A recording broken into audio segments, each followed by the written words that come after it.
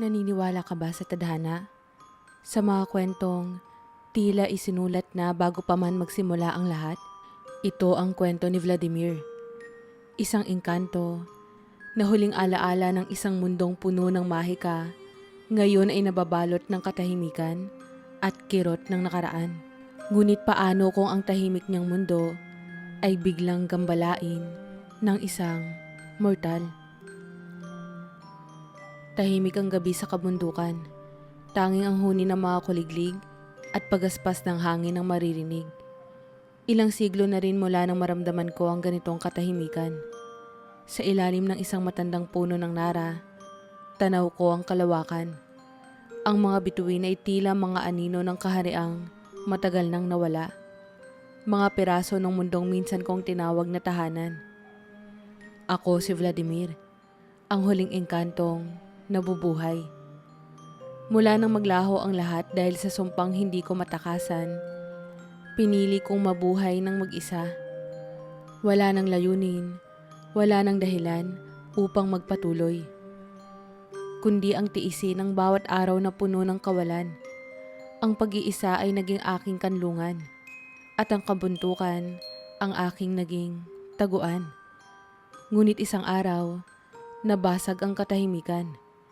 Isang boses ang narinig ko sa di kalayuan. Mahina, ngunit malinaw. Isang tawa ng babae. Hindi pangkaraniwan ang ganitong tunog sa aking teritoryo. Walang sino man ang naglalakas loob na pumasok sa lugar na ito. Lumapit ako sa pinagmulan ng ingay. Dahan-dahan at maingat. Sa likod ng talon, sa gilid ng isang batis, nakita ko siya. Isang mortal. Siya ay nakaupo sa batuhan, nagtatampisaw ang mga paa sa malamig na tubig. Ang liwanag ng araw ay tumatama sa kanyang mukha. At sa isang saglit, tila bumagal ang panahon. Hindi ko maipaliwanag. Ngunit may kakaiba sa kanya. Bakit may mortal dito? Bulong ko sa sarili ko. Hindi niya dapat nararating ang lugar na ito. Lalo na at pinoprotektahan ito ng mga sinaunang kalasag na nilikha ko upang manatiling lihim. Ngunit bago ko pa siya mapagmasdan ng husto, tumingala siya at nagtama ang aming mga mata. "Uy! Sino ka?" Tanong niya, may bahid ng pagtataka ngunit walang takot. Ang kanyang tinig ay malinaw at ang kanyang mga mata parang may pamilyar na sinasabi sa akin. Hindi ko agad alam ang isasagot. Sa napakahabang panahon ng pag-iisa, hindi ko inakalang muli akong makikipag-usap sa isang mortal. Ngunit sa halip na tumakbo siya o matakot, ngumiti siya. "Pasensya na kung inistorbo kita. Naligaw lang ako." Paliwanag niya habang tumayo mula sa kanyang kinalalagyan. Hindi ko alam kung bakit. Ngunit sa isang saglit, tila bumalik ang init sa isang bahaging matagal nang malamig sa aking puso. "Hindi ka dapat nandito," sabi ko ng malamig. Ngunit ang boses ko ay hindi nagtulak sa kanya na umalis. Sa halip, mas lalo siyang lumapit at sa pagitan ng kanyang mga palad ay hawak niya ang isang kwintas na may palawit na tila mas lumang-luma na. "Napakaganda ng lugar na to. Para bang hindi ko dapat ito narating pero parang dapat din." Ngumiti siya muli at sa ngiti niya, tila may kung anong pilit na gumigising sa mga alaala kong kinalimutan. Tila may hiwagang bumalot sa amin. Sa likod ng inosenteng ekspresyon ng kanyang mukha, naramdaman kong hindi simpleng mortal si Elena. Pero paano? Bakit? At bakit tila may bahagi sa akin na nais siyang manatili? Hindi ko alam kung bakit hindi ko siya pinaalis agad. Sa lahat ng taon na ginugol ko sa pag-iwas sa mundo ng mga mortal, ngayon ay heto ako. Pinapanood ang isang babae na tila hindi naaapektuhan ng malamig kong pag-uugali. Nagtanong siya ng marami. At bagamat simpleng mga sagot lang ang binibigay ko, Tila natutuwa siyang kausapin ako. Ano nga palang pangalan mo?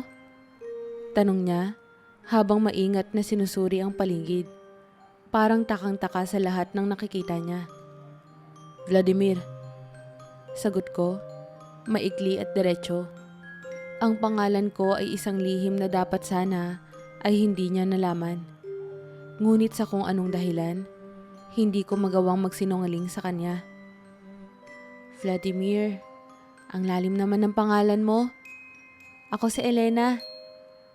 Pakilala niya, sabay ngiting tila nagpapagaan ng lahat. Hindi ko siya sinagot. Ngunit pilit kong inukit sa aking isipan ang kanyang pangalan, bagamat alam ko na ang pangalan niya noong una pa. Habang tinutulungan ko siyang makalabas mula sa gubat, napansin ko ang kwintas na suot niya. Isang palawit na hugis buwan.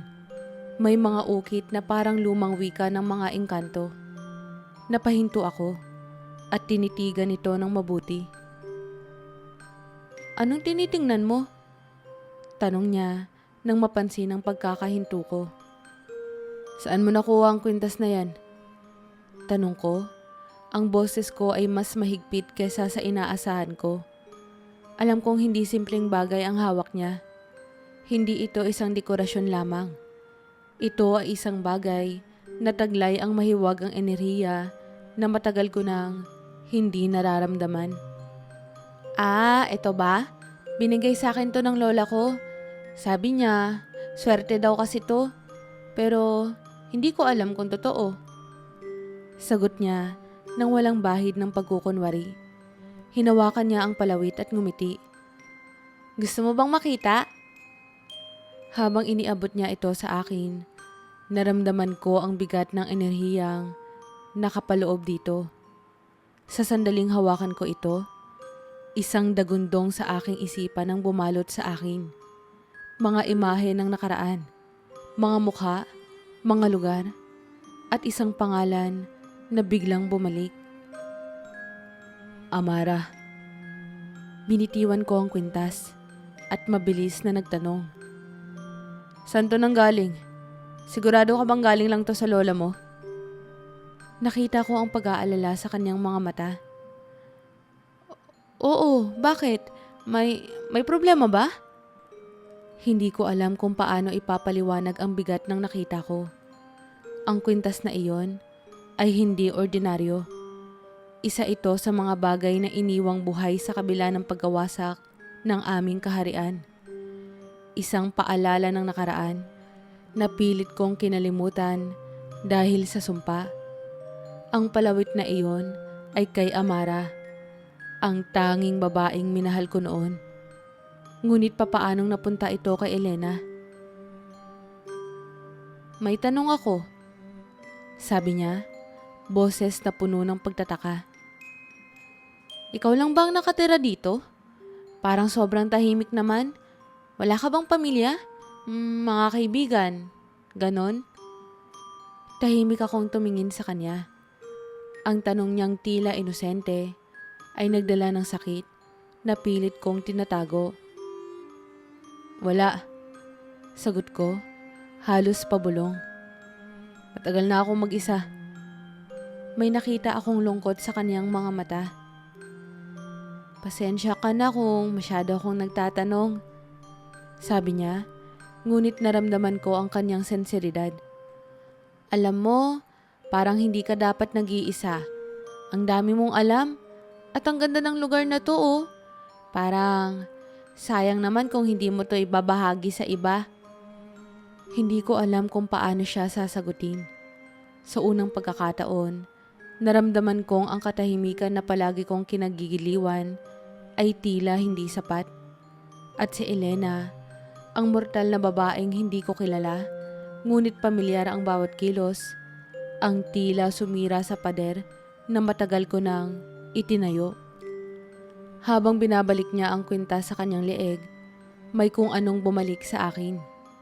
Hindi pa malinaw, ngunit alam kong hindi ito pangkaraniwan.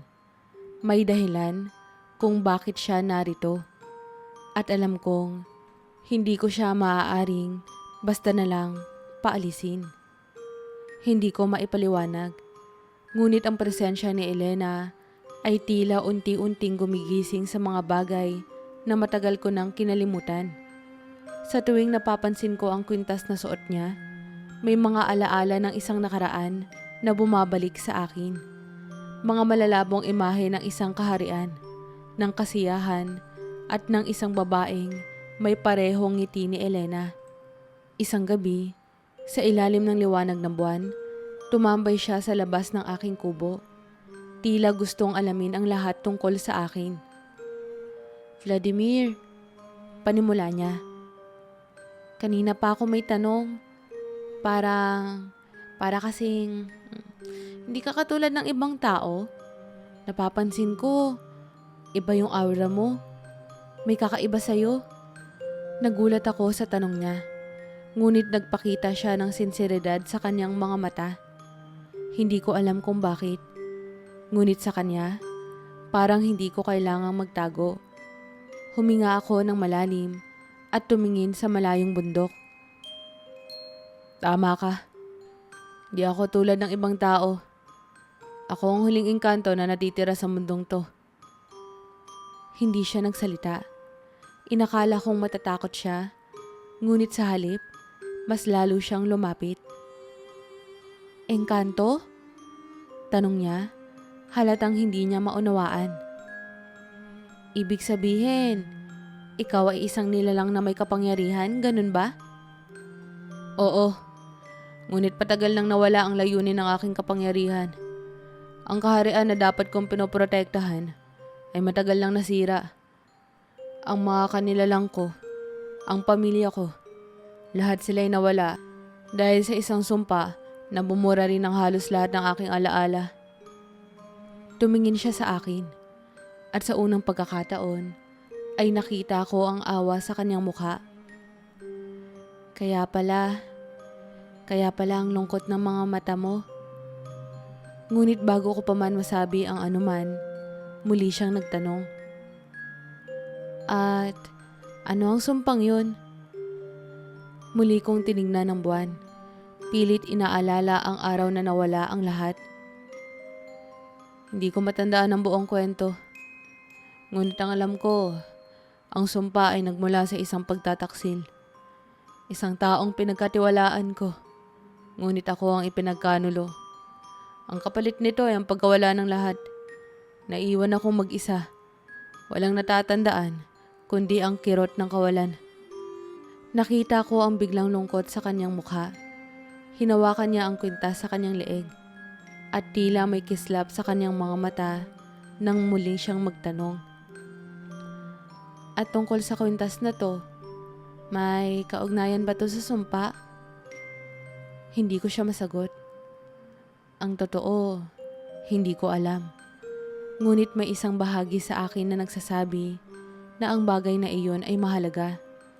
Isang piraso ng nakaraan na pilit na bumabalik. Ang pagkakita ko sa kwintas ay parang patikim ng mga alaala ng isang babaeng mahalaga sa akin noon. Ang kanyang tinig, ang kanyang tawa, lahat ay tila nasa kwintas na iyon. Habang nag-uusap kami, napansin kong lalong umiigting ang koneksyon namin. Tila hindi siya isang estranghero. Tila matagal na kaming magkakilala. Sa kabila ng malamig kong panlabas, unti-unti kong naramdaman ng init na tila matagal nang nawala sa aking pagkatao. "Elena, baka hindi ito nagkataon. Baka may dahilan kung bakit ka napunta rito." Tumingin siya sa akin, halatang nag-iisip. "Hindi ko alam, Vladimir. Pero nararamdaman kong hindi rin ito aksidente." Tumigil siya ng sandali at ngumiti, kahit may bakas ng paggalito sa kanyang mga mata. "At kung ano man ang dahilan, gusto ko ring malaman." Ang kanyang mga salita ay nag-iwan sa akin ng kakaibang damdamin. Hindi ko pa rin matukoy ang kabuuan ng sumpa o ang dahilan ng kanyang pagdating. Ngunit alam kong may malaking bagay na konektado sa aming dalawa. At habang mas tumatagal ang aming pagsasama, mas lalo akong naniniwala na ang pagtatagpo namin ay bahagi ng isang kwento na hindi pa natatapos. Tahimik ang paligid habang nakaupo kami ni Elena sa harap ng isang maliit na apoy sa labas ng aking kubo. Ang liwanag ng buwan ay bumabalot sa amin, ngunit tila mas maliwanag ang kanyang presensya kaysa sa kalangitan. Habang pinagmamasdan ko siya, biglang kumislap ang kwintas na suot niya. Isang kakaibang liwanag na hindi pangkaraniwang makita. Napansin ni Elena ang pagbabago. "Vladimir," sambit niya, hawak ang kwintas sa kanyang leeg. Ano to? Parang may nangyayari." Tumayo ako at mabilis na lumapit sa kanya. Ang liwanag mula sa kwintas ay unti-unting lumalakas hanggang sa punuin nito ang paligid ng malamlam ngunit mainit na enerhiya. Sa gitna ng liwanag, nakita ko ang mga simbolo sa kwintas na tila gumagalaw, naglalakbay sa ere at bumubuo ng mga hugis at wika ng mga engkanto. "Elena, wag mong bibitawan," bilin ko, bagamat hindi ko alam kung ano ang mangyayari. Ang kapangyarihan ng kwintas ay mas malakas kesa sa inaasahan ko. At alam kong may ibig sabihin ito. Ang lupa sa ilalim namin ay nagsimulang manginig. At ang hangin ay tila may sariling buhay. Ang liwanag mula sa kwintas ay biglang pumalibot sa amin. At sa isang iglap, nawala ang apoy at ang paligid ng kubo. Kami ay nilamon ng isang mahiwagang enerhiya. At bago pa man kami makapagsalita, naramdaman ko ang bigat ng pagbabago ng espasyo. Pagdilat ng aking mga mata, naroon kami sa isang lugar na hindi ko inaasahang makikita muli. Isang malawak na bulwagan. May mga haliging ginto na puno ng ukit na simbolo ng aking nawalang kaharian. Ang ibaka. Ang sahig ay yari sa kristal. At sa gitna nito ay isang malaking fountain na umaagos ng tubig na kumikislap sa liwanag. Teka, ano to?" tanong ni Elena, halatang hindi alam ang kanyang nakikita. Hindi ako makapagsalita. Sa paglingon ko sa paligid, napansin ko ang mural sa dingding, mga imahe ng kasaysayan ng aking kaharian. At sa gitna ng lahat ng ito, nakita ko ang isang imaheng nagpatigil sa aking paghinga. Si Elena. Hindi. Si Amara. Ang babaeng mahal ko noon. Ngunit ngayon ay ibang anyo na. "Elena," bulong ko, pilit iniintindi ang nakikita. "Ang lugar na ito ay bahagi ng aking nakaraan. Dito nagsimula ang lahat."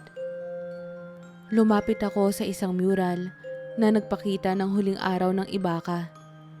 Isang labanan, isang pagtataksil, at ang pagbagsak ng kaharian. Ang sumpa, ang pagkawasak ng lahat. Sa gitna ng mural, nakita ko ang isang imahe ng isang engkanto. Ako, nayakap si Amara habang ang kanyang palawit na kwintas ay nagliliwanag, tulad ng nangyayari ngayon. "Amara," bulong ko, ngunit sa aking tabi, tumingin si Elena sa akin. Halatang nalilito. "Sino si Amara?" tanong niya. Boses niya ay puno ng pagtataka. Bago ko pa man masagot, isang matandang tinig ang pumuno sa bulwagan. "Siya ang reyna ng kahariang ito. At ikaw, Elena, ang kanyang muling pagbalik." Lumingon kami at nakita namin ang isang matandang lalaki na nakasuot ng puting balabal.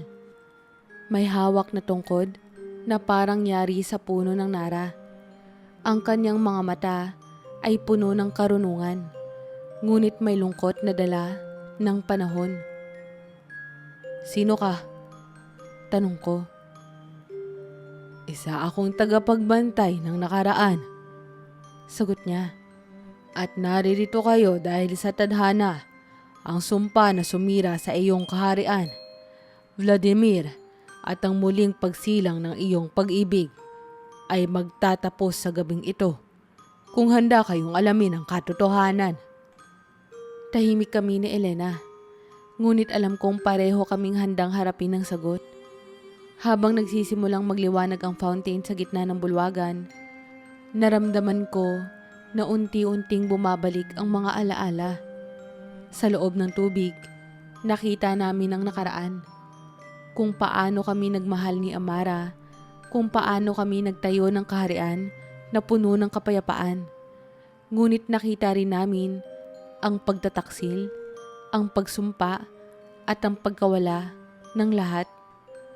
Elena, sambit ng tagapagbantay.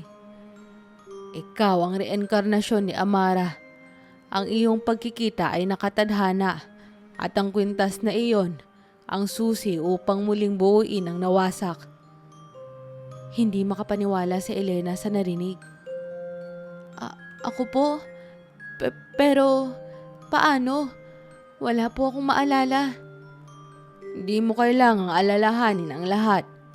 Ang mahalaga ay ang nararamdaman mo ngayon, ang koneksyon ninyong dalawa, at ang handa kayong gawin upang tapusin ang sumpa. Habang nakatingin ako kay Elena, alam kong totoo ang lahat. Siya si Amara, ang tanging babaeng minahal ko noon.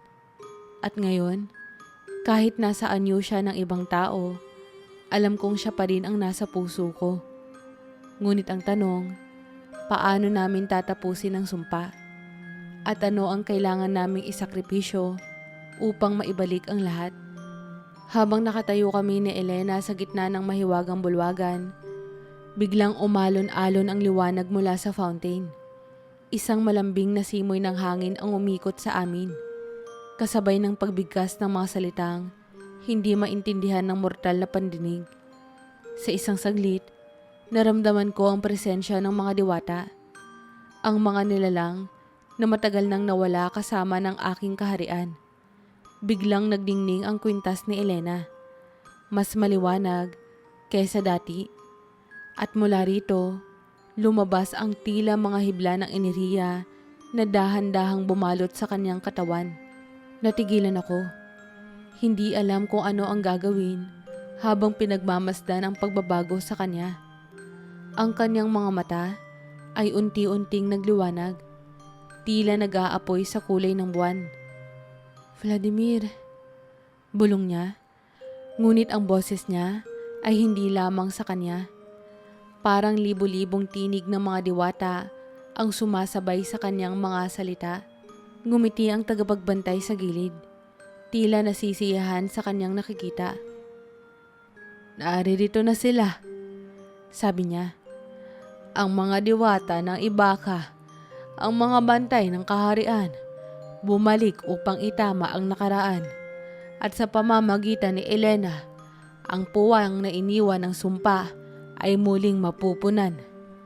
Habang sinasabi niya ito, napuno ng liwanag ang buong bulwagan. Sa harap ng aking mga mata, nakita ko ang mga imahe ng nakaraan na muling nabubuo. Ang mga wasak na pader ng kaharian ay muling tumatayo. Ang mga haliging ginto ay muling nagniningning, at ang mga diwata ay parang mga aninong nagsasayaw sa paligid. Ngunit higit pa sa lahat, naramdaman kong bumalik ang bahagi ng aking puso na matagal nang nawawala. Elena, tawag ko, ngunit ang ngiti niya ay tila nagsasabi na lahat ay magiging maayos. Hinawakan niya ang aking kamay, at sa sandaling iyon, ang lahat ng nawala ay muling bumalik sa akin. Mga alaala ng aming pagmamahalan, ang bawat sandali ng aming kahapon, at ang bigat ng aming pinagdaanan. Nandito ako, Vladimir, sabi niya. Ang boses niya ay puno ng kasiguraduhan. Nandito na tayo, gaya ng dati. Ang mga diwata ay nagsimulang magbulong ng mga salitang puno ng mahika. At sa bawat bulong, naramdaman ko ang isang malalim na kapayapaan na bumalot sa amin. Ang kwintas na Elena ay unti-unting naglaho sa kanyang leeg. Tila naglaho na ang layunin nito. at ang liwanag mula sa kanyang mga mata ay humupa. Ngunit ang init sa kanyang ngiti ay nananatili. Ang tagapagbantay ay muling nagsalita. Ang sumpa ay tapos na. Ang pagmamahalan ninyo ang susi upang buuin muli ang Ibaka. Ngunit higit pa rito, ang inyong pag-ibig ay nagpuno ng puwang sa mundong ito. Sa kanyang mga salita, ang paligid ay nagsimulang magbago. Mula sa mahiwagang bulwagan, bumalik kami sa kabundukan. Ngunit ito ay hindi na tulad ng dati. Ang paligid ay puno ng liwanag at ang hangin ay puno ng mahika. Alam kong ang Ibaka ay bumalik, kahit hindi na ito makikita ng mga mata ng mga mortal. Humawak si Elena sa aking kamay. At sa unang pagkakataon, naramdaman kong hindi na ako nag-iisa. Vladimir, simula ngayon, wala nang puwang sa pagitan natin. Ngumiti ako, hinawakan ang kanyang pisngi at bumulong. Ikaw ang bumalik upang buuin ako. At mula ngayon, hindi ko nahahayaang magkalayo tayo. Sa ilalim ng malamlam na liwanag ng buwan, sa yakap ng kabundukan na ngayon ay puno ng mahika, isang sumpa ang tuluyang naglaho at isang pagmamahalan ang muling nabuhay mula sa abo ng nakaraan. Si Vladimir at si Elena na minsang naging si Amara ay muling pinag-isa ng tadhana. Hindi na bilang engkanto at mortal, kundi bilang dalawang kaluluwang nagtagpo upang buuin ang mundong minsang nawasak. Sa bawat tibok ng kanilang mga puso, isang panata ang nabuo. Ipagpapatuloy nila ang kwento ng pag-ibig na hindi nasira ng panahon, upang sa wakas ay mahanap ang walang hanggang kapayapaan ng magkasama.